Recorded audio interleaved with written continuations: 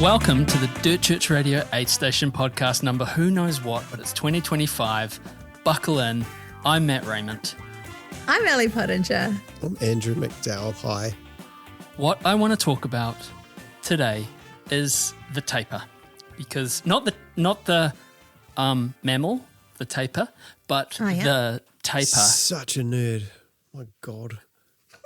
I know. Yeah. It didn't help in high school. It's not helping now. The liger? The liger. Taper and a liger. Anyway, sorry. Keep going. Can't believe you. No, keep going. Don't clap. Just go. Okay. So the taper, how do you do it? Because we're at that point. A lot of us have been training for a long time. A lot of us have been. Do it with white knuckles as you grind your teeth for the 10 days leading up to the race. I'm sure People find it hard, don't they? They really struggle with the taper. Yeah. Why do you think that is? I think a lot of people feel like they're getting less fit. Right. And what happens though, because that's the thing, isn't it? And I guess for those who don't know or listening in for the first time or are new to ultramarathon running, what is the definition of a taper? So it's basically a reduction in your training volume over the last few weeks of training. You want to be running roughly 40% less than your normal training volume. So keep your legs fresh for race day, about 20% reduction in the last couple of weeks. But you keep the intensity there. So it's supposed to be maintained, balance it out. A hard session might be the equivalent of a long run effort-wise. So think about your efforts that you're putting in and making sure that you're actually starting to just dial the volume back a bit so that you're feeling fresh and ready to go on race day. Has this ever, do you think, been executed effectively by anyone in the history of the world? Yes. I would say definitely. Have you had a good taper, Andrew, ever? Occasionally, yeah. And I think it's like the less you, it's kind of weird. It's like the less you care, the better it is. In other words, care about all the factors and all the things that, I don't know, like especially my first few races, my first few sort of long races that you've been training for months for, the paranoia in those last 10 days is massive. You know, you more than anything, you're just like, oh man, what if I get sick? What if I get that injury, you know, with 4 days to go? What if, I don't know, what if my car breaks down on the way to the race? There's so many of the things that you worry about, or I eat the wrong foods the night before, which you can go into all of that stuff. But like, it's the mentality of actually after a while, you sort of go, you know what will be, what will be. Obviously you can control certain things, but actually if you just chill out and realize that you've done the work, the hay is in the barn, and just look after yourself, you're nearly there, you know. So nowadays I don't, you know, yes, I do pretty much everything Ellie says, although I don't think about it as specifically as percentages and things like that. I just kind of, you know, ease up a touch, and by default it sort of ends up a bit less. But all that worrying leading up to it now, I don't really care anymore. And it makes a huge difference, you know. Before my first miler, I was so terrified. It didn't help with Terry Davison, his absolutely freaky race briefing the day before for Northburn. You know, that was my first miler, and I was he just scared the shit out of me. And I remember trying to sleep, and it was hopeless. I got like maybe an hour and a quarter sleep the night before. I remember just rolling around in bed trying to sleep and just getting so annoyed and grumpy and freaked out. You turn up to the start line just bleary eyed and all that sort of carry on. And the race actually went great, and you sort of realise that just one step at a time, you'll be fine. Seemed to work. And so now, after all these years, I just don't worry. If the race is a disaster, don't worry, there'll be another one, you know. And of course, as a result, you end up having a really good taper, and you sleep well, and you do all the right things, and actually the race goes well because you weren't totally freaked out by it. Seems counterintuitive, but yeah, it certainly works these days. That makes sense? Yeah, no, that makes sense. Ellie, you are someone who guides people through tapers for a living, and we've sort of talked about the dictionary definition of it. But, I mean, what are some of the questions that you get from your athletes? I mean, about now, people go, oh, like I've seen someone doing this really long run. Like, should I go and do another really long run? Why? I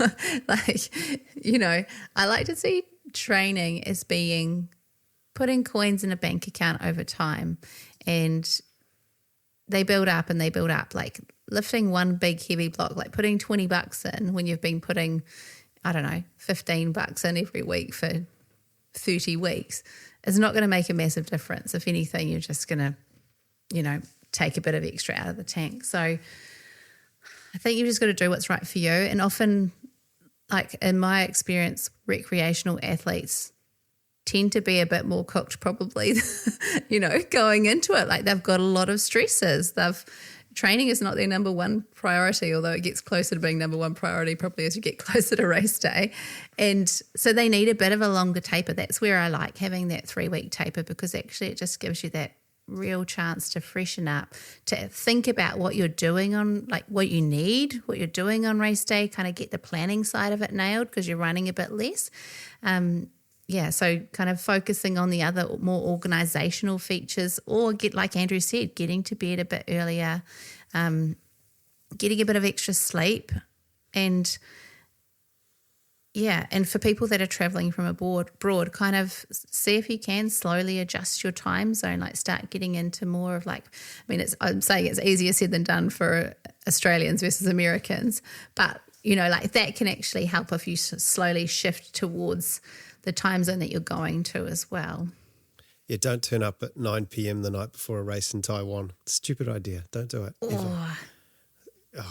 I literally ran with jet lag, and it's dumb. Don't do that. I reckon a week, honestly, if you can. I know that's indulgent, but if you're coming from overseas, maybe apart from Australia, but if you're coming from any major time zone changes, it's 5-6 days, 7 if you can. Otherwise, you're trying to turn your clock completely around. Unless you're running UTMB, in which case don't adjust your clock at all because it starts at 6 p.m. So, but Tarawera 4 a.m., man. Although 4 a.m., I mean, on the west coast of America, that's only like 9 a.m. So it's actually not too bad. It probably suits them quite well. Yeah, it's probably quite good. 9 a.m. the day before, though. Yeah, they'll be all right. Yeah. What about, phantom pains, niggles? How do you manage that? Those little, because that's the thing, isn't it? By, like you said, especially the citizen athletes, the enthusiastic amateurs, you get to this point, and regardless of how, you do your strength work, you eat your greens, you go to bed, you get 12 hours sleep a night, you only drink mountain water, whatever it is. Living the dream. Living the dream, right? Living like a monk. You're going to be sore. You're going to have some sort of, not strain necessarily, but residual fatigue, all those things, all those management strategies for that. Honestly, often people will be complaining about something and then it doesn't even feature on race day. So it's weird how that happens. You play a lot of head games, especially I guess the more kind of like if it's a newer push for a distance or something like that, you really overthink things. And if you're really worried, pay a visit to the physio or have a massage. But one thing that I think people kind of also disregard doing is going and seeing a podiatrist if they've got existing calluses or, like issues with toenails or that sort of thing, or like fungal, like treating fungal infections and stuff like that. Like that can actually be quite a game changer on a race day, setting you up for success. So if you've got something like that going on, then it's actually worth getting it sorted before race day. So taking that seriously. Other niggles and things, maybe it's not going to be an issue. I think there's, especially with niggles, I always think there's quite a large confirmation bias going on, and I would challenge anyone when you're 3 months out from a race and you're running along, have a listen to your body as you're running along, because I bet if you listen hard enough, it'll be complaining about something. And you're not worried about it because your race is still miles away, and you're only doing a 5K run or whatever. It's not too big a deal. You can put up with it. But when you're doing that 5K run with 4 days to go, you're hyper aware, hypersensitive to everything, and you're thinking, oh man, that knee pain's come back that I haven't had in months. Actually, it's been there the whole time, but you were just shutting it out because you weren't worried about it yet, because you're sort of like, it's all right, I can run through it. I don't know. I think there's a lot of that, and you're just way more sensitive to what might be the same things that you've actually been putting up with for months. And you're starting to think, I'm getting injured with a week to go or whatever. But absolutely what Ellie says, so many things that you worry about aren't actually an issue on race day. Sometimes they are, of course, especially if it's a genuine injury. But I don't know, the amount of times I've felt some sort of pain 4 days before a race or 3 days before a race, and then run the race with absolutely no dramas at all is a lot. Yeah, there is a line between what is just you being sensitive and a real problem, and only experience really can help you there. And don't be afraid to, if you sort of had a plan of what you'd run in the week leading up, or even 2 weeks leading up, if you go out for a run and you're just not feeling it, just turn around and go home. Don't worry about it. It doesn't matter. It's not going to make any difference to your race. If anything, it might help it. But absolutely, I do it all the time, and it doesn't go on Strava, but I've had runs that I'll get round the corner and I'll just be like, nah, I'm not feeling it today. And I'll stop the watch, go home and do something else. Maybe you should put that on Strava, Andrew, because then people will go, actually, this is normalised and this is a good thing to be doing in our sport. All right. Hearing you say that actually it's like, okay. I'll put them on from now on. I don't want to fill my feed with garbage, but yeah, you're right. If it's useful, then sure. Yeah.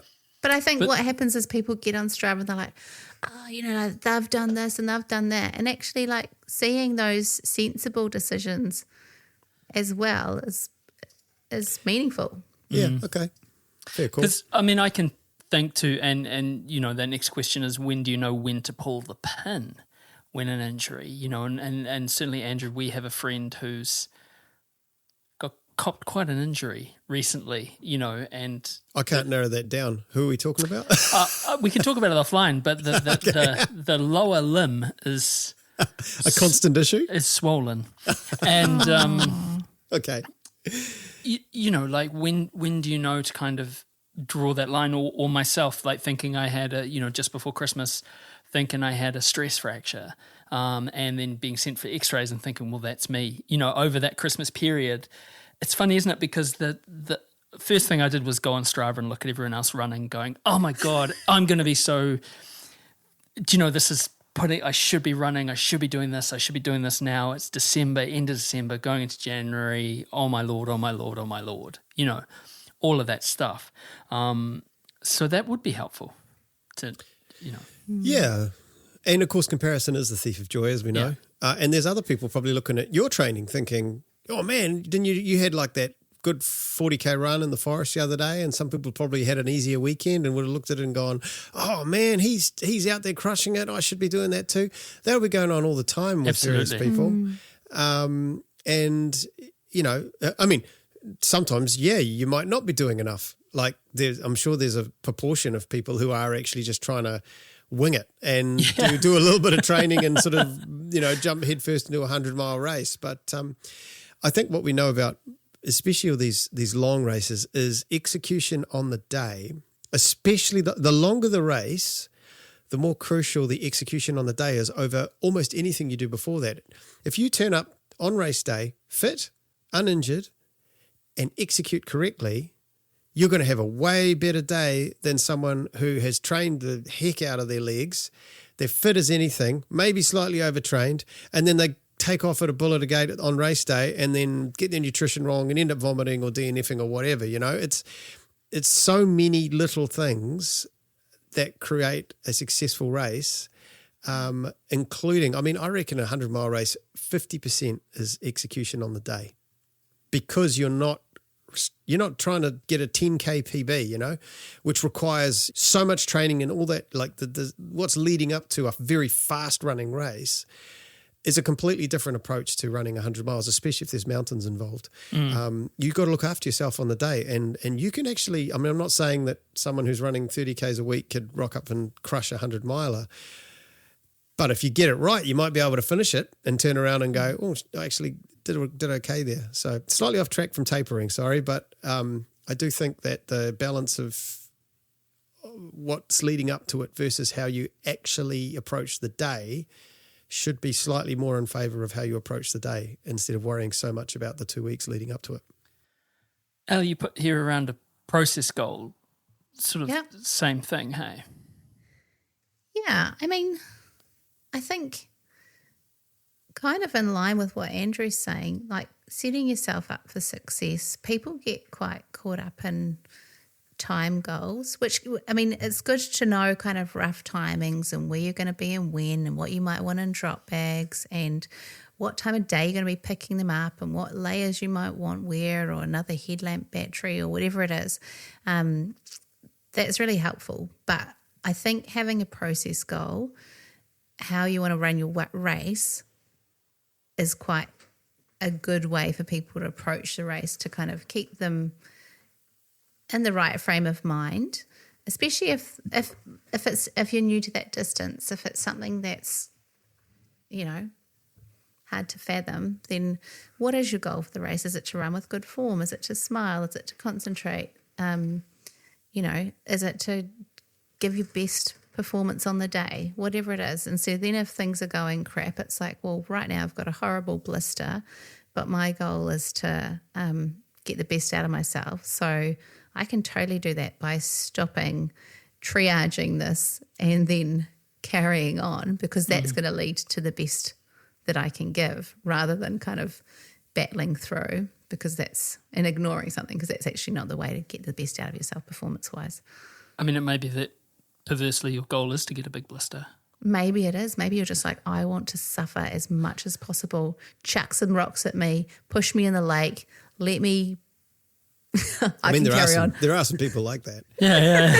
I think we were talking about them before. Yeah. Hey, can I go back? Can I just touch on the watch thing? You're absolutely right. Like I would even suggest, and I know no one will do this, but if you are not considering the top 10 as a finish, if it's 100 miles, start your watch and then put it in your backpack for the rest of the race, so that it still goes on Strava.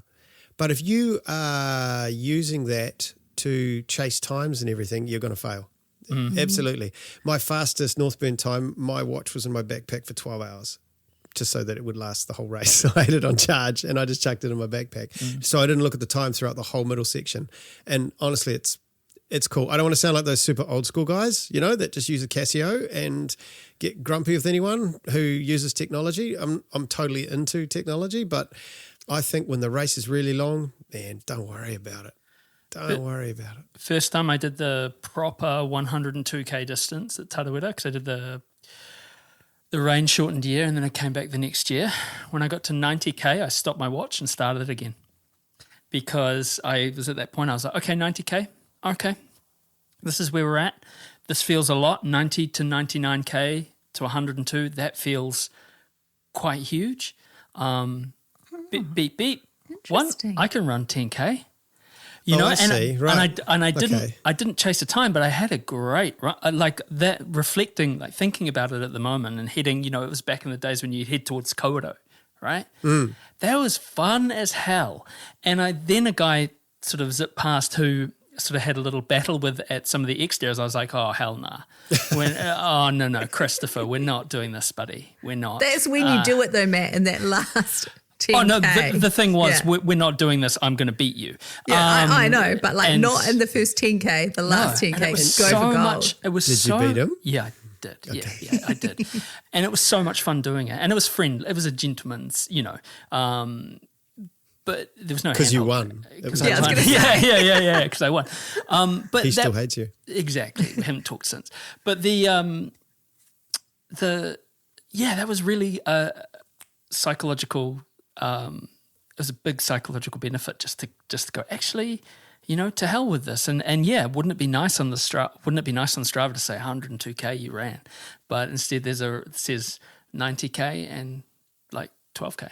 Someone can fix that for you. There's people that can put that together. I don't want them to though. That's the thing. It's cool as. Any horror stories for tapering? Yeah. I got attacked by my own dog with 8 days to go before the one of the backyards.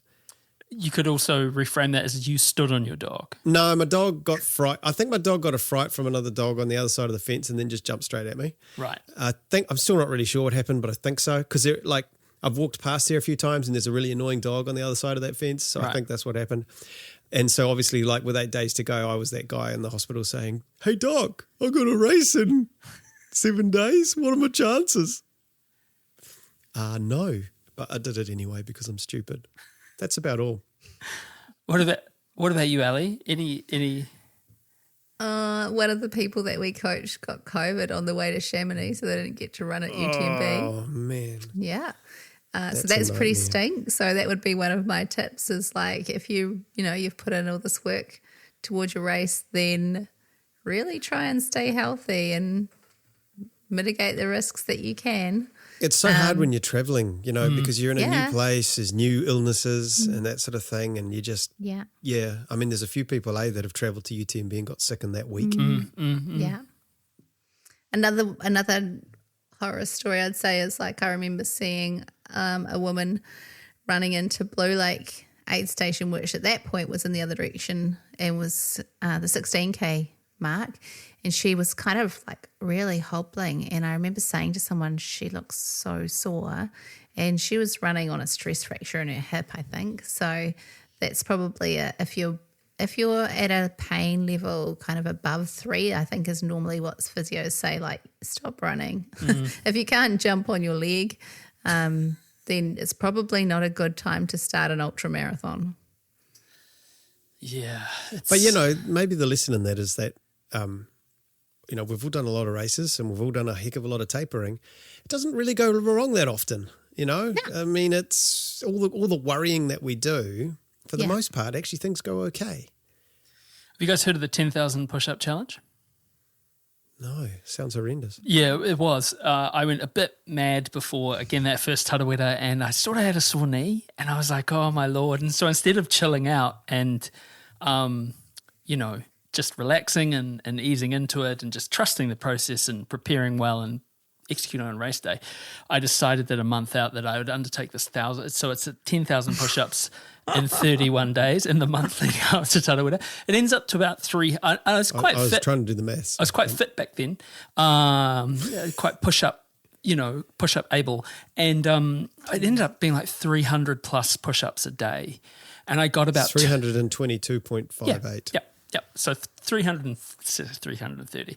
So I ended up getting like 2 weeks in of just like doing 300 push-ups a day in sets of like 50 or 100 or and then just had this sort of come to Jesus moment, where I was just like, what am I, just this sort of bolt out of the blue, like the light turned on, like, what are you doing, man? Like, but being in that sense of like, how is this helping anything but kind of turning your very ordinary kind of neuroses into something much, much more unhelpful for you, And I was getting quite top heavy as well. I'm pretty top heavy anyway, but I was getting pretty jacked, like a bear. Like an otter, silky. But, crazy, just mad. I remember that moment, just going like, what are you doing? What are you doing? So I stopped and ate some ice cream and it was fine. Okay, but you made the race okay? Yeah, it was fine. Okay. It was totally you fine. You didn't topple over from being... No, just like bang. You didn't trip all the time? My preponderance of pectoral muscles, no. But you're not going to do that for tarawera though? No. I'm actually, like in terms of like little personal updates, I feel great. I had a great weekend training and I had 2 really, like I've been running well and so foot felt best it's felt and had a great run on Saturday and a great run on Sunday, more importantly. And I feel like we need a jingle to start, like, da-da-da-da-da, how's Matt's training going? Yeah. I think that's the platform that we have. This is all the jingle for how's Matt training going. But I mean, this is the thing too. Thinking about leading up to this one, so the dilemma that I have is I really want to go to a concert before the miler. What date? Like how close? Oh, it's not very, like 4 or 5 days. And I've been waiting probably, I don't know, I'd say over 20 years to see this band. Oh, But that's fine. Where's the concert in Auckland? Whammy bar. Yeah, so you'll be right. Just go to the concert. All right, thank you. That was easy. Yeah. 4 days before, and you don't really drink at the moment, so No, you're not not going to at have all. a big night, so you'll No. be fine. No, but then you go like February gotta 12th. live, mate. Actually, You've gotta live. it's February 12th. So it's 2 days before. That's fine. YOLO. Yeah, YOLO. Mm. So People have done way crazier shit than that, mate, before a race. I'm I worried mean, about it. Tattooetta's on next year anyway too. Like, exactly. That's if right. you've waited 20 years, I can just defer. I went to hot water music. No, you have to do it this year for our showdown, the Pacer showdown.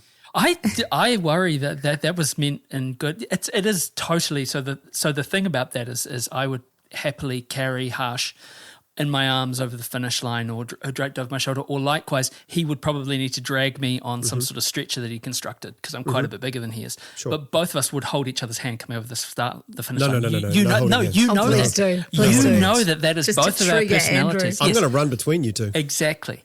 and hold both of their hands. It's in a John Key moment. Yeah, absolutely. But it is our pacers who are both like and I think that Harsh would agree, we've both punched up in terms of our pacers running ability. We'll probably both injure ourselves and you go to finish by yourselves. Yeah. Most, after all the talk. Spit you out the back. You know what? That probably will happen because it'll be an awkward pace for them, and they'll be like, "What is happening here? This My is not knee how my hurts." body moves." Yeah, I've never run this slow in my life.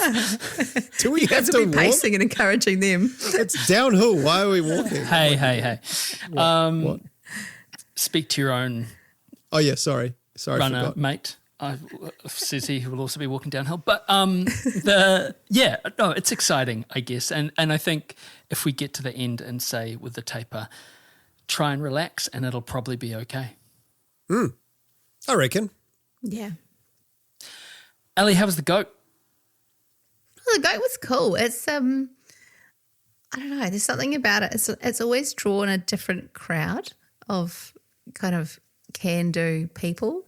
So you get this like mix of kind of trampers and hunters and school kids and grandmas and girls on a weekend away for a challenge. Like you just get everyone, and it's such beautiful terrain down there, and just kind of that unique event. It was its 21st birthday. I was joking we should do 21 shots of electrolytes or something for it.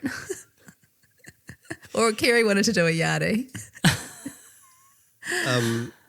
I read Bradley's the Trail Running NZ thing. David Hauschmidt's little sort of wrap up was that it was much harder than normal. He didn't really say why, but he seemed to think that the terrain was just maybe the track was in worse condition. I think that's what he said. Yeah, but I don't know what that means or why it was in worse condition. I don't know, because there were PBs this year too. So whether it was just David or if it was He still won. I mean, sorry, he still David. won. Yeah. Love you. But because the weather was beautiful, and last year I remember it being quite muddy, like people were showing up at the finish line with mud like right up their backs. So I don't know why. Like temperature was bang on, like perfect running conditions. Just Have you done the goat, Andrew? I've not, which is, I know, it's a bit lame. Sorry, I haven't. I'm in the no goat club too. I think. next year, you guys. Yeah, it was one of those runs though back in, and that it would sell out every year. It was super popular, and it was just seen as the kind of the be all and end all. And I guess in today's context, it would be described as a sub ultra run, right? Like I suppose. Yeah. It's just a half marathon. just a half marathon. It How doesn't can look it hard. be? It doesn't look hard at all. Isn't it the thing that in the Hobbit or in Lord of the Rings when Gollum is like crawling through that frigid stream, and where Mount Doom was set, that's where that run is. So it's on some pretty challenging terrain. Actually, can I just say one guy really triggered me at the finish line because he finished and he was like, that was so hard. I reckon that would be harder than childbirth. Brave, foolish man. His wife was there too, and they had Wow. 3 kids. I was like, dude, you're in trouble, man. You're in trouble. Maybe he told her he'd say that or something. Who knows? Yeah, That's maybe that was a bizarre. little bit of banter. Hey, speaking of the Central Plateau, shout out to Bookie Boys, Ryan Haddle, Eli Ewans, who did their own 3 peaks. They did all 3 of the Ruapehu Narahui Tongariro, and a lot of it sort of off-piste, just Yeah. DIY route trail finding, and they perfect weather, and I highly recommend you go on Strava and hit the 3D fly through, because it looks good, looks good. It's always been a real special part of the country for me, and it's somewhere that I'd like to do the Northern Circuit and do all that stuff. That's such a beautiful run. Northern Circuit's so good. My dad took us up there as kids. We summited Narahoe as like 10-year-olds, which is pretty cool. Wow. Wow, that's hardcore. Yeah, it was quite hardcore. Your dad was hardcore though, We right? did it for the we've chocolate bar at the established end. Yeah. It's so good.